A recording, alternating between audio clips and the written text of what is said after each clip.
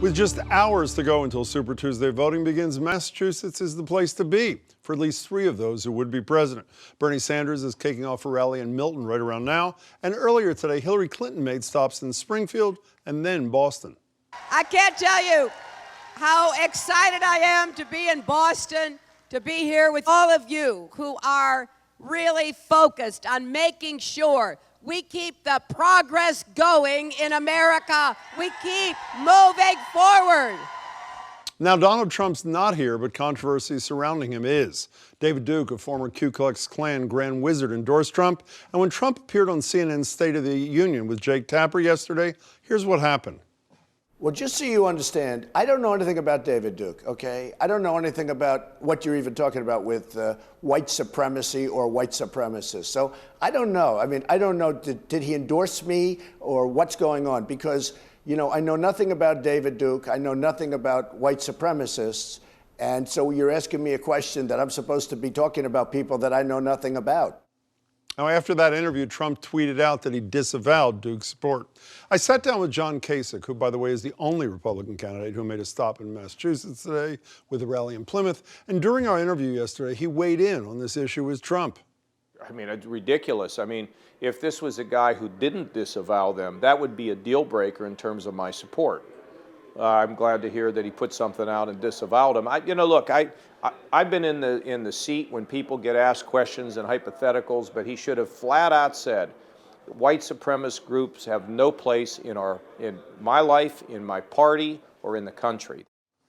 When Kasich said my support, he meant that he would support the ultimate nominee unless, as you heard. You'll see more from that interview with Kasich ahead, but first joining me are Frank Cousins. He's the Essex County Sheriff, a supporter of Donald Trump. Sheriff, it's great to see you.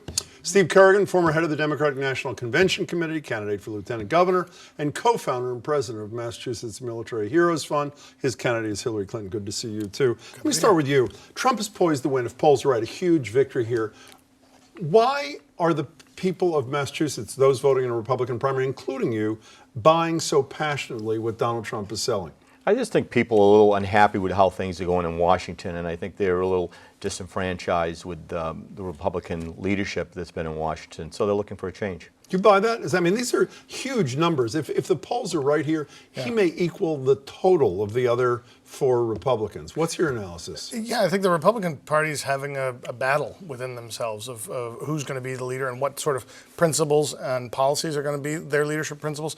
Donald Trump is tapping into something that I think I've said on your shows many times that I never thought would take him this far. Massachusetts, I know. And and the Republican Party in Massachusetts tomorrow also has a race between Charlie Baker's choices for the state committee and more conservative members as well. There's definitely a struggle. The non-Trump folks are going to get divided up, and again, the story will repeat itself where he'll get 35-40% of the vote. And when people like Chris Christie sign on, that creates an opening. It's sort of permission for people who might not go there to go there, right? Especially when it's someone who said how terrible a candidate he was 2 weeks ago. That occasionally happens in politics. How about this KKK thing? I was watching yesterday morning at 9 o'clock when he says, well, I don't know anything about so-and-so. Well, the 2 days before, he had specifically mentioned David Duke and renounced his support. So how can he say on a Sunday morning, I don't know what you're talking about, I don't know anything about this? How can he get away with that? He probably should have just, said right up, I don't want David Duke's support. But he didn't. Doesn't that bother you? Well, it's, I think he made a mistake. I can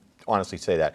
Personally, but that's not like a mistake like well, he left his lunch at home. Look, this is like a mistake he's saying he refused, at least temporarily, to say, I don't want the support of white supremacists. I think you have to be clear on that. Maybe he wasn't clear. It's very clear about that. But the fact of the matter is he's got to have nothing to do with him. No one wants to have anything to do with David Duke. That caused you to rethink your support? No, it didn't cause me to rethink. It just bothers me when people aren't clear and decisive on that issue. Let's talk about a former governor here. He tweeted yesterday, this is Mitt Romney, a disqualifying and disgusting response by Trump to the KKK. His coddling of repugnant bigotry is not in the character of America. This comes on the heels of Mitt Romney. I don't even know if he's involved in any of this, saying there's, quote, a bombshell in Trump's taxes. It's sort of ironic since he was the victim of the same sort of thing from Harry Reid.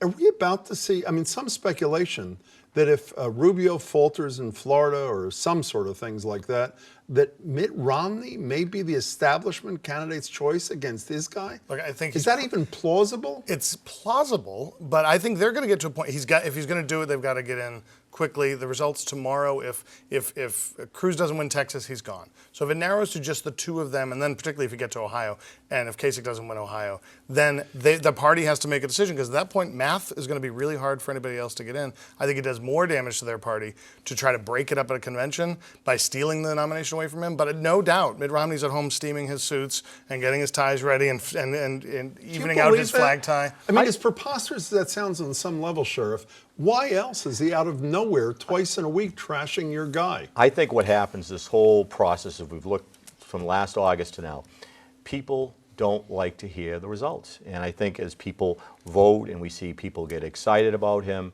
I think a lot of people that are establishment, they have a tough time with that. And they've really had a tough time accepting, geez, my candidate didn't win, this is what's happening. And I really think that's part of the problem. But they would say if they were here, my problem is not the way the people have spoken. My problem is the way the candidate has spoken against Muslims, against Mexicans, not denouncing, as we discussed a minute ago, the KKK. I mean, there's a pattern here. I think the reality is people are upset that, you know, this guy has taken off the way he has, and all of a sudden you're going to wake up one day, how are you going to defend it? And they can't beat him at the ballot box, so you get into a lot of this other stuff, which really, I think, you know, it hurts Republicans. And I really, One last thing about Republicans. I want to talk about a major policy dispute between Marco Rubio and Donald Trump. I want you to listen to this. Like a little frightened puppy. He asked for a full-length mirror, maybe to make sure his pants weren't wet. I don't know. He was putting on makeup with a trowel. And a guy with the worst spray tan in America is attacking me. Donald is not going to make America great. He's going to make America orange. Have either of you ever heard anything like this?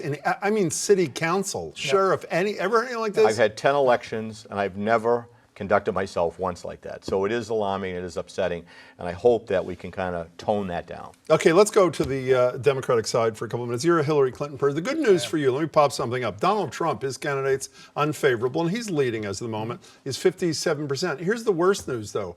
Hillary Clinton's is almost as bad.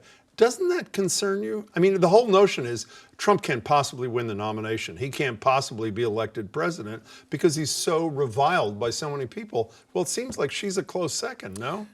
Yes, she's a close second in that poll and those numbers. But I mean, look, she's going to, by March 15th, she'll have our nomination locked up. Our party will coalesce behind her. We're going to focus on the November election. We're going to focus on making sure we elect a president who can lead our country and not divide them the way Donald Trump. I mean, why do you think the millennials that have surged towards Bernie Sanders are going to coalesce around? What evidence do you have that idealistic young people are going to say, well, it's okay, my guy, assuming you're right, and he doesn't make it? Well, if it's between Hillary Clinton and Donald Trump, other than saying spewing angry words about Muslims and Mexicans and building great, wonderful walls, he hasn't done anything to coalesce other than angry millennials together. She's talking about making sure that we provide for college debt relief. She's really connecting with a lot of folks, not at the way Bernie Sanders is, but Bernie Sanders will support Hillary Clinton. Well, isn't he the better person to coalesce people? His negatives aren't anywhere near. It's not about the negatives. It's about nationwide electability in all these states, and she's clearly shown that other than in really strong, significantly white states, he can't carry that forward. She won 48% more than he did in South Carolina. When we were in New Hampshire, I can't tell you how many people I encountered who said they were undecided, and we get this on the radio all the time. They're deciding between Trump and Sanders. What do you make of that? Well, I think it goes back to the point of, like, from the Republican standpoint, Trump put states in play that weren't in play. Right?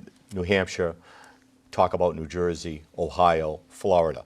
As you know, New York Post says New York could be in play too, by the way. So you look at that, I think that's a change. And I think, too, the whole thing, if you take it Saunders, you look at Trump, and we look at even a little bit of Cruz and a little bit of what Rubio is going to get for a vote, those are anti-establishment votes, I believe. Even though two of them are senators. Yeah. Let's talk about, Clarence Thomas, I'm going to talk about this a little later, finally spoke today after 10 years, asked a couple of questions. But who hasn't spoken? Just because they were down to... Is Elizabeth Warren. What is up with this thing? This arguably is the highest profile, most powerful message of any senator in America.